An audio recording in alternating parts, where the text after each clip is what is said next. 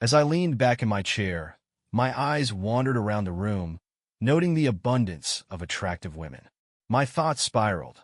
Why had Adam Wallace chosen Sophia, of all people?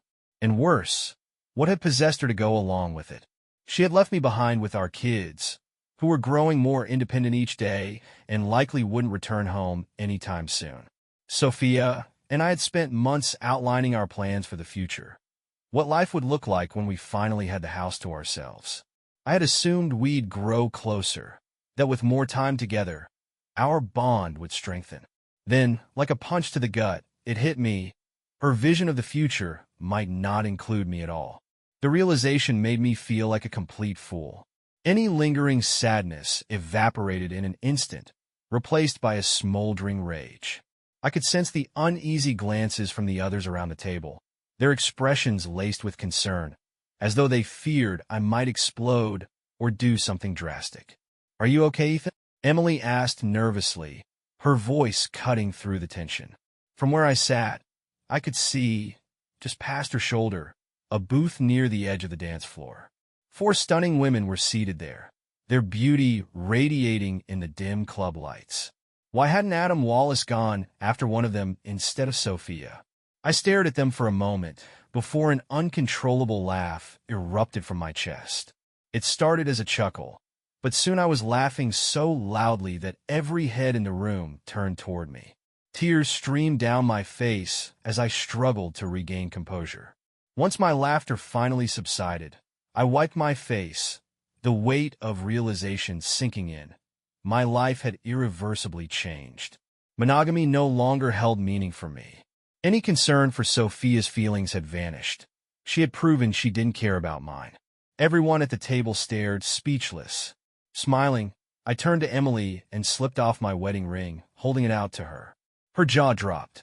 "Give this to Sophia next time you see her," I said firmly. "I have other matters to deal with."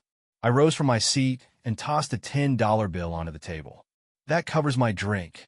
Since you were so supportive of her infidelity, you can handle the rest." As I walked away, I heard murmurs and shouts from the table behind me. My so-called friends, people I now saw as enablers of Sophia's betrayal, seemed startled by my sudden departure. I reached the club entrance, mentally preparing myself for the possibility of confrontation. If any man foolishly tried to defend her or confront me, I decided he'd leave with a broken nose. My thoughts shifted as I considered Sophia's selfish pursuit of pleasure and what my next steps might be. Upon reaching the hotel, I headed to the front desk to inquire about upgrading my accommodations. The clerk regretfully informed me they had no full-size suites available, but suggested their honeymoon suite instead, listing its extravagant amenities. "I'll take it," I said curtly. "No need to keep the room I'm in now. My wife can stay there. I'll pay for both." The young woman behind the desk seemed surprised but nodded, handing me the key card. "If my wife asks about my room key," I added sharply, "do not give it to her. Actually, make sure no one tells her where I am staying." The clerk hesitated for a moment before responding with a polite smile. "I'll make sure all staff follow your instructions, sir." I returned to the previous room, swiftly packed my belongings, and left Sophia's things where they belonged, in the trash. After ascending to the top floor, I entered the spacious honeymoon suite. Its elegant design, complete with a jacuzzi overlooking the city skyline, reminded me of the indulgent life I now planned to embrace. I had brought a sharp tuxedo with me, meant for late-night outings with Sophia. It would now serve a new purpose. After dressing, I made my way back to the club, pausing at an ATM to withdraw a generous amount of cash. When I arrived, the line outside stretched far, but I approached the doorman with confidence, slipping him a $100 bill. He stepped aside immediately, allowing me to enter. Inside, I scanned the room. My former friends were still seated at their table, but I had no interest in them. My focus was on finding the table I had spotted earlier, the one near the dance floor, occupied by those 4 gorgeous women. It appeared to be a bachelorette party, and there were no men in sight. Perfect. As I strode through the club, Emily noticed me. She waved and called out my name, but I ignored her, keeping my gaze fixed on my goal. All eyes were on me, but I ignored their stares and crossed the room with purpose. I approached the table where 4 women sat, their lively energy catching my attention. "Why are 4 beautiful women sitting here all alone?" I asked, flashing a confident smile. The tallest of the group, a brunette with a slightly tipsy laugh, responded, "We're here for our friend. Some idiot left her for another woman, so we're making sure she has a good time." Her candidness amused me. "Well, if you don't mind, I'd like to help cheer her up," I said, focusing on the petite redhead seated among them. She smiled shyly as I extended my hand. With a nod, she allowed me to help her out of the booth, and we made our way to the dance floor. As we moved to the rhythm of the music, I leaned in to ask her name. "Amber," she replied. "I'm Ethan," I said, introducing myself with a warm smile. How could anyone be foolish enough to let go of such a beautiful woman? She laughed softly and shrugged. "Because he's an idiot." The shared joke lightened the mood, and we continued dancing, our conversation flowing easily. Amber told me she was studying nursing and had grown up nearby, her soft tone revealing both her intelligence and down-to-earth nature. When a slower song began to play, we stayed on the floor, swaying together to the gentle rhythm. "Are you married, Ethan?" Amber asked, her eyes searching mine. "No, irreplaceably. We're no longer together." Her brows furrowed slightly. "Was it your wife who danced with Adam Wallace earlier?" I noticed she disappeared afterward. "You're observant," I remarked with a wry smile. "You caught on to our breakup the same moment I did." Amber smiled warmly, the understanding in her expression both comforting and bittersweet.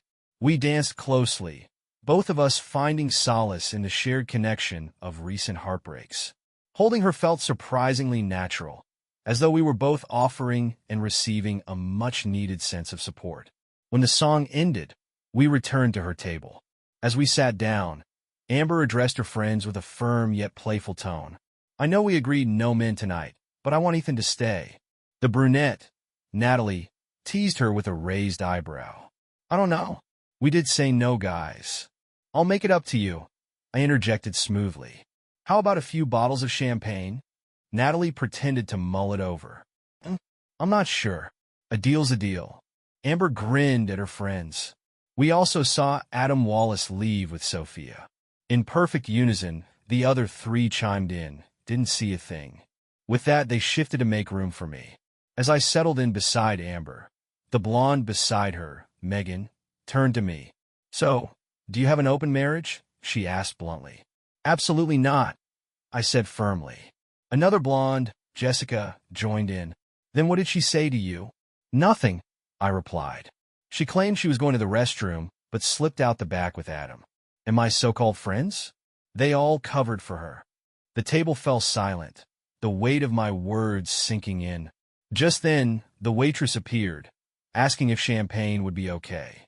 Smiling around at the group, I ordered 2 bottles of your finest. The girls clapped in approval, their excitement infectious. As the champagne arrived and glasses were poured, Natalie, ever the bold one, asked, "So what are you going to do about your wife?" I took a sip before replying, "As far as I'm concerned, our relationship ended the moment she walked out that door." "Do you have kids?" Jessica asked, her tone softer. "Unfortunately, yes," I admitted. "A son and daughter, 15 and 13. They're almost old enough to handle things on their own, and I'll address the situation with Sophia soon enough." Amber linked her arm with mine and declared, "Forget about it. You're with me tonight." We toasted, our glasses clinking as laughter erupted around the table. The conversation turned lighthearted, and soon jokes and stories were being exchanged freely. The women danced with others, but Amber stayed with me, her arm resting around my shoulders. As the night wore on, Natalie suddenly became agitated, jumping up and storming off. All heads turned to see her confronting Emily near my former friend's table. Though we couldn't hear the exchange, Natalie's finger jabbed Emily's chest repeatedly as she yelled. Eventually, Emily returned to her seat teary-eyed, while Natalie strutted back, venting her frustrations as the surrounding tables chuckled at my former acquaintance's discomfort. Upon her return, Megan and Jessica gave her high fives. Natalie sipped her champagne, flashing me a triumphant smile. None of those fools are coming near our table for the rest of the night, she declared. I glanced back and noticed Sophia's enablers leaving, their faces marked by tears and humiliation. What happened? I asked Natalie. She tried to muster the nerve to talk to you, she said, rolling her eyes. So I told her off. People who aid cheaters deserve to know exactly what I think of them. Her fierce loyalty surprised me. For that, I owe you a kiss, I said teasingly. Before I could act, Amber grabbed my face, protesting playfully. Oh, you really shouldn't. Then she kissed me deeply, earning cheers from the table. As we broke apart, Megan teased. Get a room, you two. Actually, I interjected, I do have a suite nearby. And judging by how much you've all had to drink, you're not fit to drive. We can continue the fun there. The announcement of the champagne delivery was met with laughter and teasing as the bottles were brought in.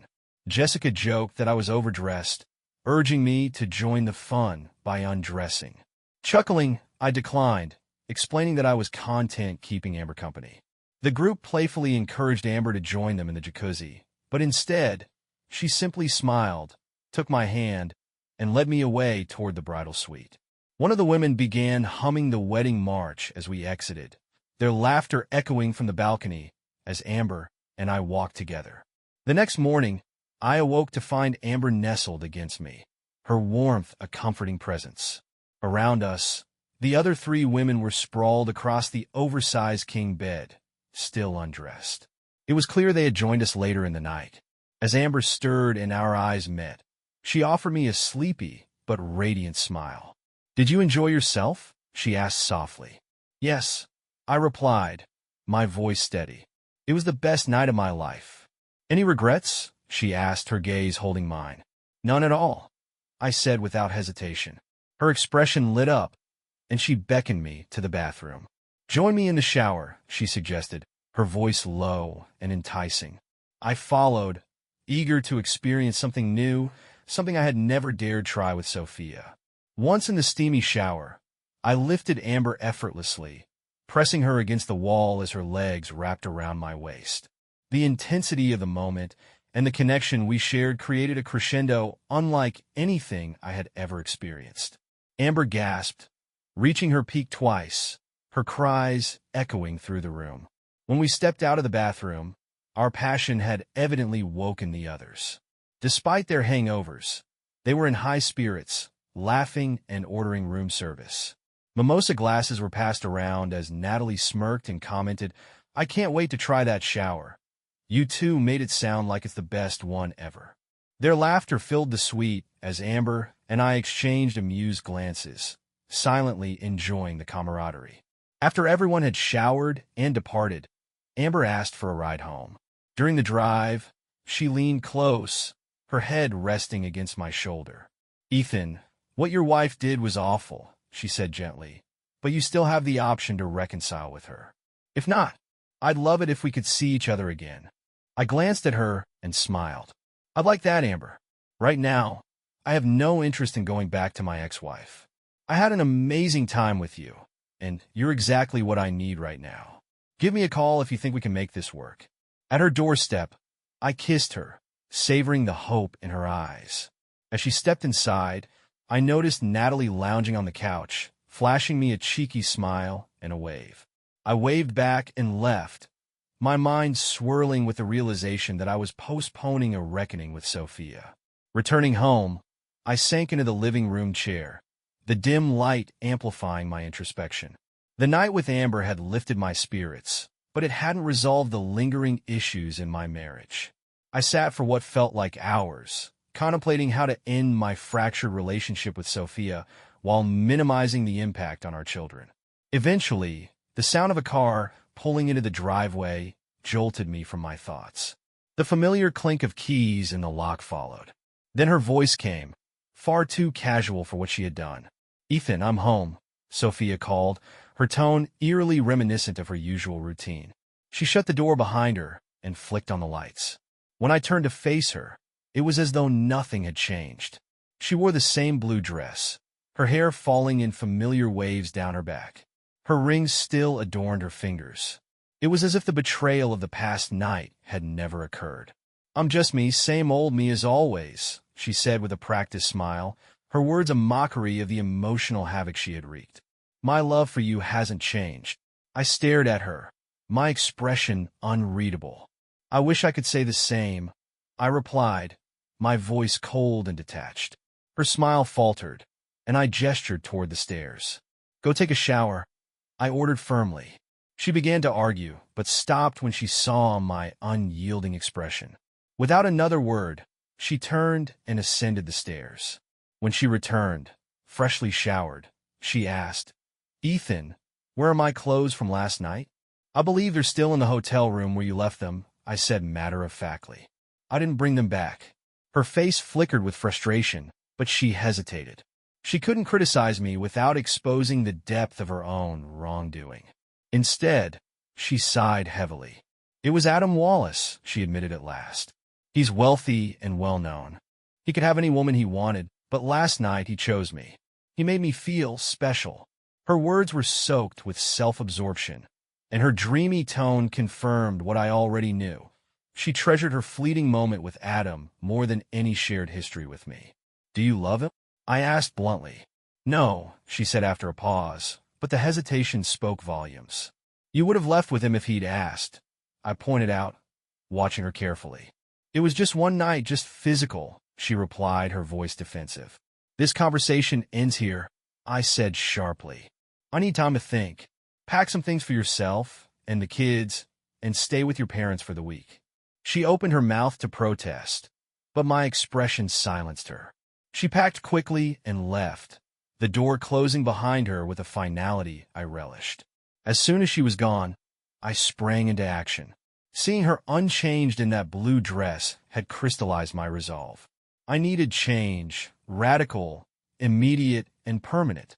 I called my boss to request 2 weeks off, then rented a truck and visited a hardware store, purchasing wood, drywall, paint, and 2 exterior doors.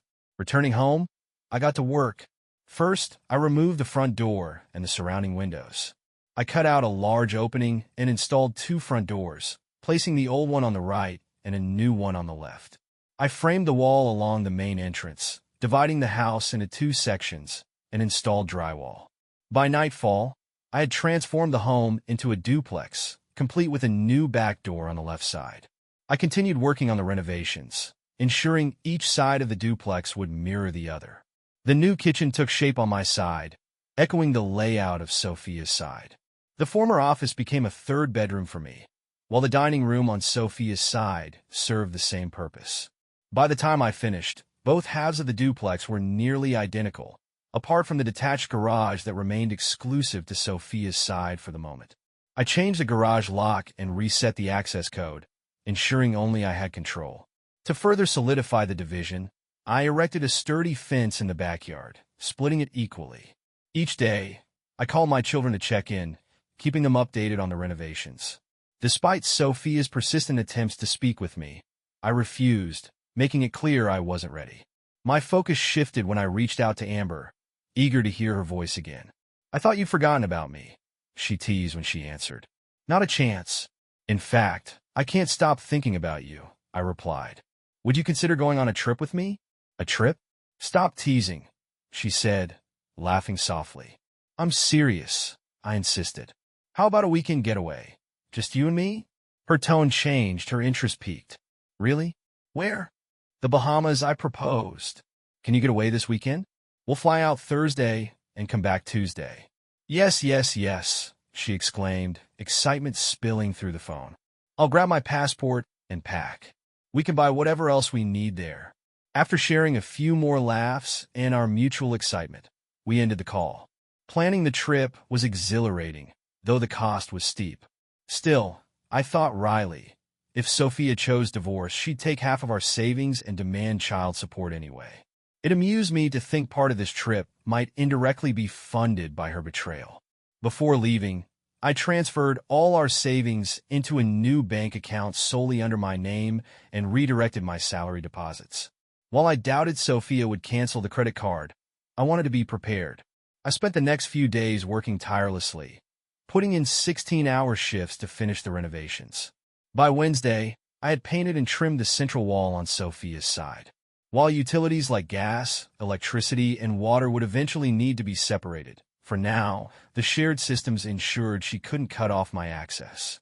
That night, I called Sophia and told her to bring the kids home the following morning.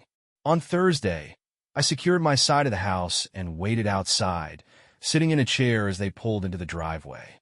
They stepped out of the car, their expressions ranging from confusion to shock as they stared at the duplex. "Dad, what's going on?" Emma finally broke the silence. "I turned our home into a duplex. Do you like it?" I asked casually. They stared at me, incredulous. "Don't worry," I added. "Your side is ready. I've moved your belongings into your new rooms." As I led them on a tour of Sophia's side, they were speechless. The smaller living room caught Tommy's attention.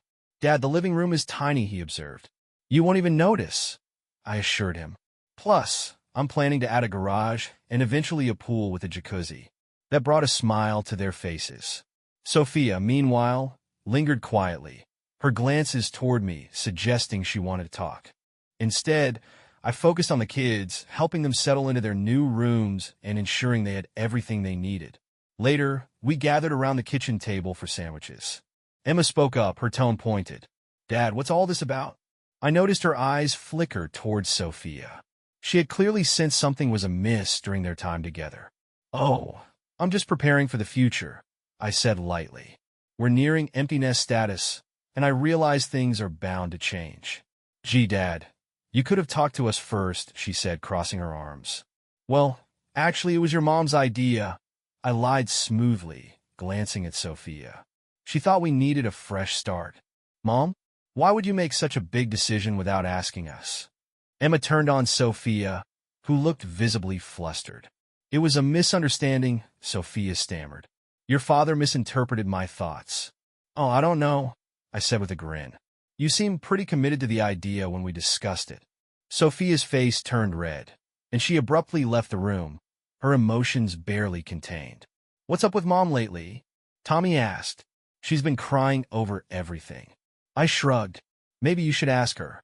Before Emma could press me further, I informed them of my upcoming trip, promising to call every evening, but explaining I'd be unreachable otherwise.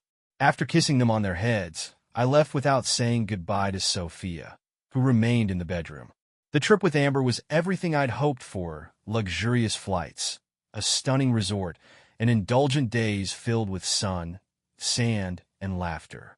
She was radiant, fully present in every moment, and her genuine enjoyment deepened my feelings for her. By the time we returned, we were both bronzed and more connected than ever. At her doorstep, Amber kissed me passionately. "Want to stay one more night?" she asked. "I wish I could, but you have classes tomorrow," I replied with a smile. "Call me before bed. I need to hear your voice." After one final kiss, I drove home, content with the direction my life was taking. Amber had even mentioned that she could see herself falling for someone like me. The thought brought a rare sense of peace. When I arrived home, I saw Sophia's car in her driveway. Deciding to avoid her, I parked in front of my side and began unpacking. Moments later, there was a knock at my door. "You're back," Sophia said, her tone hesitant. "Yes, I am," I replied. "Can we talk?" "Sure. What's on your mind? Can I come in?" "No. This is my space, and you're not welcome here. Ever." My words hit her hard, and she retreated, visibly shaken. Later, she invited me to her side to talk. At the kitchen table, she began, "Ethan, I love you. I want things to go back to normal." "It won't happen," I replied flatly. "Why not?" she pleaded. "Because you've done something that changed how I feel about you forever." "That shouldn't define us," she argued. "Actually, it does," I countered. "Nothing will erase what happened." She pushed back, but I remained firm, my tone calm but unyielding. "You had a lifetime to show me your love. The moment Adam Wallace spoke to you, I became insignificant. That's not something I can overlook." By the end of the conversation, her tears couldn't sway me. "It's too late, Sophia. Too late." As we sat across the table, Sophia's simmering anger was palpable. I could tell she had seen the photos of Amber and me dancing, likely sent by Emily. Her voice was tight as she asked, "Are you doing this to retaliate?" parading some 24-year-old in front of me to even the score. I smirked slightly, unable to resist the jab. Actually, she's 21, and we just spent 4 days together in the Bahamas. Remember that dream vacation we always talked about? It was fantastic. My broad smile must have infuriated her further, but I couldn't help it. The weekend had been remarkable. Her glare intensified, her knuckles whitening as she gripped the table. I let out a deep breath, working to compose myself, though I knew the lingering grin on my face only fueled her anger. Her eyes burned with the fury of someone desperate to unleash a torrent of accusations, but she hesitated. Seeing my expression, she must have realized I was anticipating every insult she wanted to hurl. She closed her mouth, exhaling slowly, and folded her hands on the table. We locked eyes, the room thick with tension. Sophia finally understood she had lost the moral high ground. The leverage she once wielded in our relationship, built on love, trust, and shared history, had been shattered by her own actions. I could see the realization dawning on her face. She had risked everything, cashing in the emotional currency of our marriage for one night of passion with Adam Wallace. Now, she was starting to grasp the magnitude of her recklessness. After a long silence, she said quietly, "It doesn't matter. I love you." I raised an eyebrow, my voice sharp as I replied, "You keep saying that like it holds some special meaning. But why should I care about your love when it's clear mine meant nothing to you?" Tears welled in her eyes, but I didn't let up. "You shattered my trust and took me for granted. Now you want to keep me? How exactly did you think this would work? That you could break everything and just go back to the way it was?" Sophia looked bewildered, as if my words were finally piercing her defenses. "I don't want to lose you," she whispered. "Well, you should have thought about that before you gambled everything we had," I said, standing abruptly. "I'm going to my place. There's still a lot of work to be done. I'll be back for dinner with the kids. Don't bother me until then." Without another glance, I walked out. I heard her sobbing as I left, and a part of me longed to comfort her, to pull her into my arms like I had so many times before. But I knew that Sophia, the woman I once loved and trusted, was gone. What remained was only a painful reminder of what we could have been. Everything she had carelessly destroyed. Before dinner, I took the kids to my side of the house, showing them the new kitchen area and sharing my plans to replace the back wall with glass panels overlooking a future pool. They noticed the fence dividing the backyard, and I explained how the split would work. "So this part is yours?" Emma asked, her tone cautious. "Yes, and I'll build a new garage on my side eventually," I said. Tommy frowned. "Dad, why do I need 2 bedrooms over here?" "Because this is going to be my home. That side will be your mother's," I replied. "Are you and Mom getting divorced?" he asked hesitantly. "No, we're just separated for now," I said. "I don't want to be a weekend dad. This way, you both can choose which side you want to stay on." Emma gave me a skeptical look. "Mom won't say anything, no matter how many times we ask. She just avoids a question." I smiled sadly. "Your mother needs time to figure things out." Just then, Sophia called us to dinner. We ate in tense silence, her nervous energy practically radiating across the table. Finally, Tommy broke the quiet, his voice too loud. "I'm moving in with Dad once my room's finished." Sophia froze, her face pale. "What? Your dad told you we're splitting up?" she stammered. "We're not splitting up," she added quickly, her voice rising in pitch. "It's just a misunderstanding." "Then who's changing?" Emma snapped, slamming her hand on the table. "I want to know." The kids looked back and forth between us, their eyes wide with confusion. Sophia avoided my gaze, staring down at her plate. When tears started rolling down her cheeks, the children got their answer. I stood and guided her gently to the bedroom, helping her undress and tucking her into bed like a child after a nightmare. I planted a kiss on her forehead, more out of habit than love, and left her to sleep. She was no longer the partner I once knew, just someone I had to care for out of necessity. I checked on Tommy first. He was lying on his bed, texting friends. "Do you want to talk?" I asked. He shook his head. "Not really, Dad." Next, I went to Emma's room.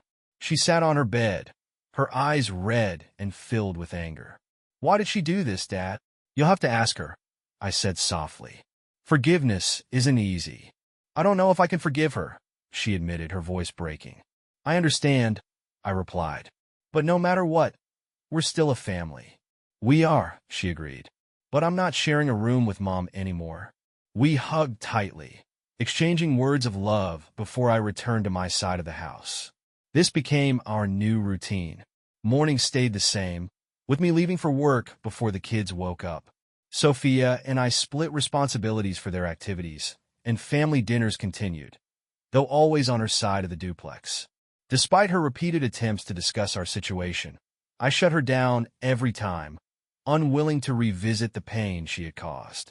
At school events, I consciously avoided sitting or standing near her. If she approached, I made a quick excuse and moved away. Our once intimate bond had been replaced by a cold, polite distance, a reflection of the chasm she had created. Over time, I rarely found myself alone. Single or divorced acquaintances seemed to orbit around me, curious about my relationship status. We're separated. I'd respond consistently, offering no further details. The following month, I poured my energy into transforming my side of the duplex into a sleek bachelor pad. I replaced old appliances, installed modern kitchen fixtures, and bought stylish furniture. My crowning achievement was a high-end convertible that turned heads everywhere I went. Every detail of my new life reflected freedom, confidence, and independence. It didn't take long for Sophia to voice her disapproval. "Jim, can we afford all this? That car must have cost a fortune," she said, her tone laced with concern. "Sophia, my car was 8 years older than yours, and I needed an upgrade. You've always replaced your cars twice as often as I have. I'm just catching up for those missed years with this one." "What about all the new furniture?" she pressed. "I thought I was being considerate by not making you part with any of the furniture you picked for your side of the house. I'd be happy to share it with you." She shook her head. "It's fine. Your taste in furniture never appealed to me." I smirked. "Why didn't you say something earlier?" "I kept quiet because I wanted you to be happy," she admitted. "Well, furniture isn't a big deal to me," I replied, letting the statement linger for a moment. "And don't worry, we're financially stable. The house is paid off, and once the kids move out, this side will be too big for me anyway. I plan to rent it out for extra income." For a brief moment, her expression softened. She gave me the smile she used to reserve for when she thought I deserved a reward, the "someone's getting lucky tonight" smile, and reached out to pat my shoulder. "I'm not complaining. I like your new car, and you look great in your new clothes." "Thanks. I can't take all the credit, though. Tommy and Emma wanted a convertible to drive someday, and Amber helped me pick out the clothes and furniture. Turns out we have similar tastes." Her smile faltered, and her hand dropped from my shoulder. "Oh, I see," she muttered before walking away. I hadn't intended to flaunt Amber in her face, but it was becoming clear that she was an integral part of my life. More than that, I realized how often I thought about Amber and how little I considered Sophia's feelings anymore. Over the next few weeks, Amber started spending more time at my side of the house. Eventually, Tommy moved his things over and began using one of the bedrooms as his main room. Emma, who initially stayed on Sophia's side, started spending more time with Amber. It was as if Amber had become the cool older sister Emma admired. By the time Amber began staying most weekends, and often on weeknights, it felt natural. The only source of contention came when I insisted she join us for family dinners. Sophia remained polite, but it was obvious she didn't want this to become routine. The next morning, as I was leaving for work, Sophia intercepted me. "Jim, I appreciate our conversation, but I'd prefer if you didn't bring your girlfriend to our dinners. That's supposed to be family time with the kids." "That's great," I replied casually. "Going forward, I'll skip dinner when Amber isn't there. But I'll also extend an open invitation for the kids to join me and Amber for dinner if they want." "That's not fair, Jim," she argued. "Dinner time is our only chance to be a family." I let out a dry laugh. "Oh, we're talking about fairness now? Fine, let's be honest, Sophia. Amber is becoming a significant part of my life, and I want her involved. She gets along well with the kids. Excluding her from family dinners isn't fair to her, to me, or to the kids. If you want her excluded, you're excluding me too." "Jim," she started, her tone pleading. "Sophia, your idea of honesty has always been self-serving. Were you thinking about fairness when you snuck out the back door to be with Adam Wallace? You forfeited your right to dictate terms of my life when you threw integrity out the window that night. Tears welled up in her eyes. I'm sorry I brought it up, she said softly. Amber is welcome to join us for dinner anytime. When the pool and hot tub were completed, they became a hot spot for Tommy and his friends. Amber's friends, Natalie, Megan, and Jessica, often joined us too. The women shamelessly flirted with Tommy, turning it into a competition to see who could make him blush the hardest. Things escalated when Natalie kissed him in the pool, pressing her chest against him and winning the contest outright. Tommy was flustered, unable to leave the water for a good 10 minutes. It wasn't long before he gained confidence and started dating a girl from school. Once Amber's friends met Tommy's girlfriend, they stopped flirting with him and instead treated her like she was the luckiest girl alive. Unfortunately, a few years later, my relationship with Amber came to an end. She graduated from high school, and though we still cared deeply for each other, the age gap became an unspoken issue. At Jessica's wedding, I noticed the subtle shift in Amber's demeanor. I realized I had started to feel more like her provider than her partner. Despite our rapport and the wonderful moments we shared, I knew she felt constrained. When she hinted at relocating, I proposed to her, but she turned me down, citing a family tradition. She didn't say it outright, but I could see her internal conflict. I was perfect for her in many ways, just not the right age. As we parted ways, I assured her that if she ever changed her mind, I'd be there for her. Perhaps in another time, when the years mattered less, we'd reconnect. But for now, I let her go, realizing that once again, my success and stability had been mistaken for something replaceable. I treasured every moment with Amber, finding solace in her honesty and our meaningful conversations. Unlike Sophia's deceit, Amber offered genuine companionship. As for Sophia's friends, who were once my own, they occasionally tried persuading me to reconcile with her. Their arguments always fell flat. I countered by reminding them what it feels like to be betrayed by the person you trust most. Strangely, they seemed to view Sophia's actions as excusable, even admirable, given the events of that night. I couldn't shake the feeling that our visit to that club wasn't coincidental. Sophia had been the most attractive woman in the room, and it was no surprise that someone like Adam Wallace gravitated toward her. Karma, I suppose. Months later, I heard rumors that Sophia's friends had started frequenting a new club where Adam Wallace was known to appear.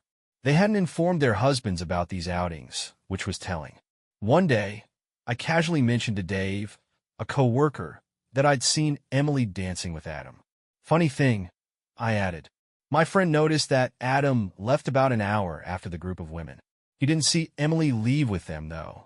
When confronted, all the wives denied being at the club. But days later, a photo surfaced of Adam chatting with them at their table. Under pressure, they admitted their presence, but claimed none of them had left with him. However, their stories contradicted each other, and it became clear that Emily had been the one to leave with Adam. This revelation caused a ripple effect among the husbands. During a group meeting to discuss their wives' dishonesty, Dave summed it up perfectly. They lied so easily. They covered for each other without hesitation. If it wasn't Emily this time, how can we be sure they weren't taking turns before? The husbands also reflected on the comments their wives had made about Sophia's affair. Many had openly expressed envy over her night with Adam. As it turned out, after Sophia's bachelorette party, their bedroom behavior had changed. One husband even joked about hating the feel of silk sheets, only to discover that 4 couples had bought identical white silk sheets after their wives' nights out with Adam. The implication was too glaring to ignore. Within a year, all 4 couples divorced. Adam Wallace's habit of pursuing married women eventually caught up with him. One night, as he exited a club with another conquest, someone in a ski mask tossed him.